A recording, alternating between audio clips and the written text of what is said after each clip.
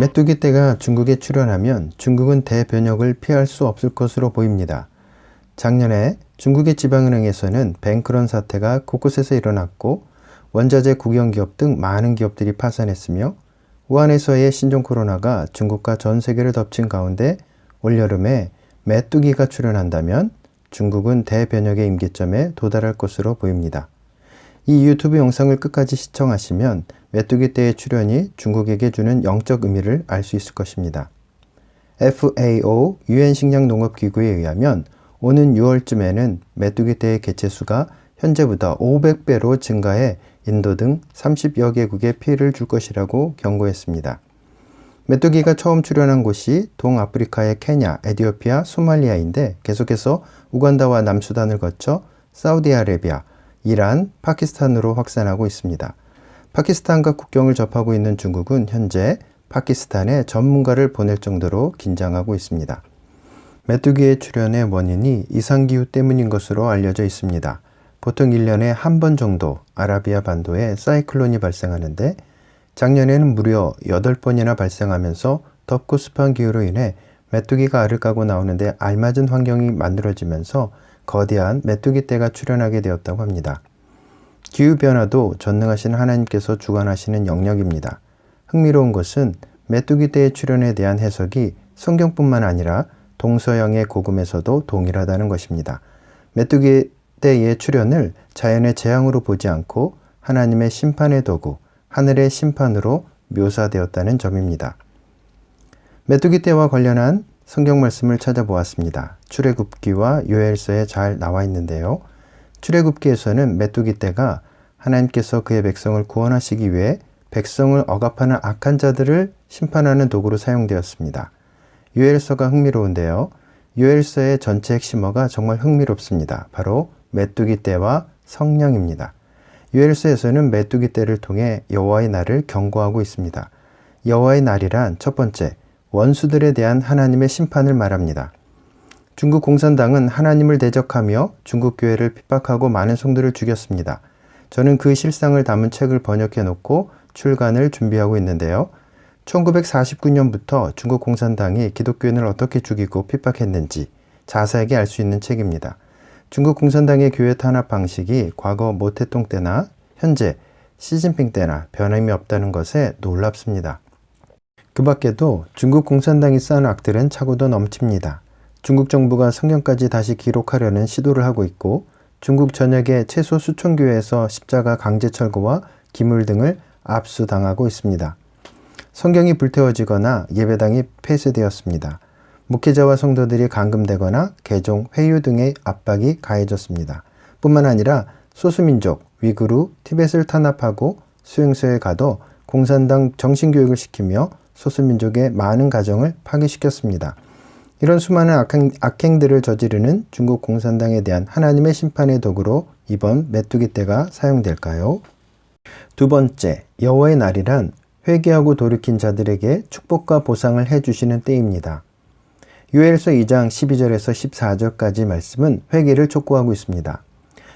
여호와의 말씀에 너희는 이제라도 금식하고 울며 애통하고 마음을 다하여 내게로 돌아오라.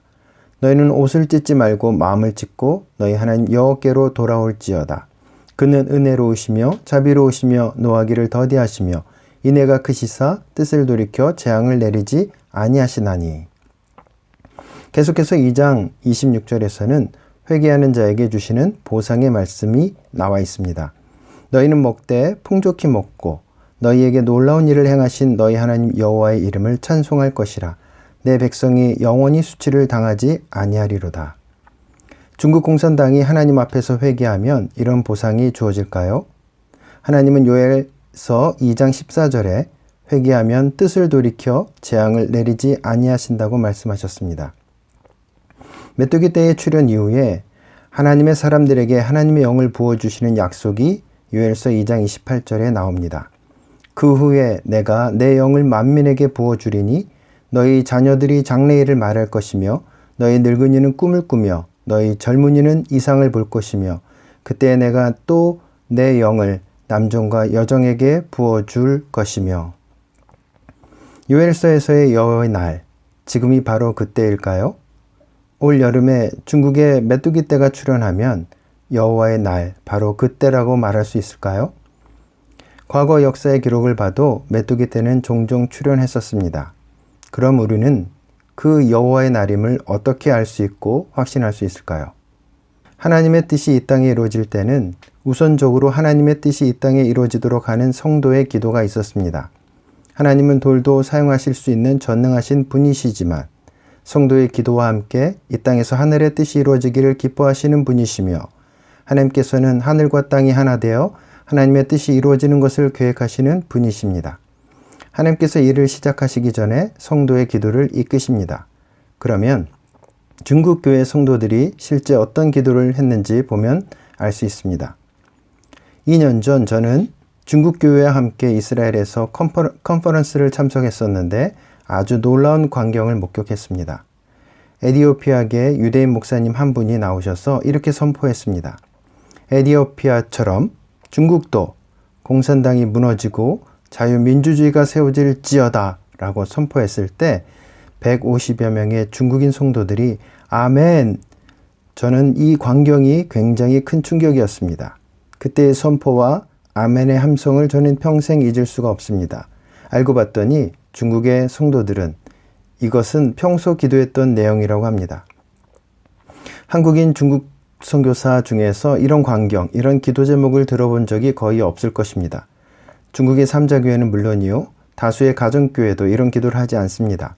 이런 기도는 담대한 하나님의 사람들만 합니다. 중국교회 중에는 이렇게 담대하게 기도하는 자들이 있습니다. 중국교회 성도들은 왜 공산당이 망하도록 기도합니까? 복수가 아닙니다. 70여 년간 받은 교회 핍박에 대한 복수가 아니라 사랑의 하나님, 구원의 예수님을 중국인에게 전하기 위함입니다. 그들은 대부흥을 위해 기도합니다. 복음을 자유롭게 전해서 부흥이 일어나길 소망하기 때문입니다. 그때가 오고 있습니다. 중국교회 성도들의 기도가 응답이 되는 때 말입니다. 여러분, 중국에 메뚜기 떼가 출현한 것을 보면 대변혁의 임계점에 이미 도달했다고 볼 수 있습니다. 공산당이 무너지고 자유민주주의가 세워질 것이며 소수민족들의 독립이 이루어지고 중국교회에 하나님의 영이 임해 영적 대부흥이 일어나 복음이 급속도로 전해지고 중국인 성도들은 선교사로 헌신하여 시온의 대로를 따라 복음을 전할 것입니다. 우리 대한민국도 여호와의 날에 하나님의 심판을 앞두고 있습니다. 여호와께로 돌아가지 않으면 심판을 면하지 못할 것이며 회개하며 돌이킨 자들은 하나님의 영이 임해 영적 부흥을 경험할 것입니다.